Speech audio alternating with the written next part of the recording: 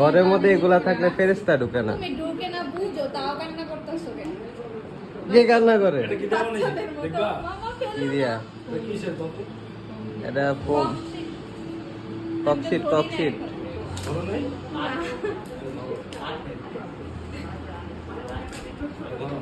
দাও কি দাও নাকি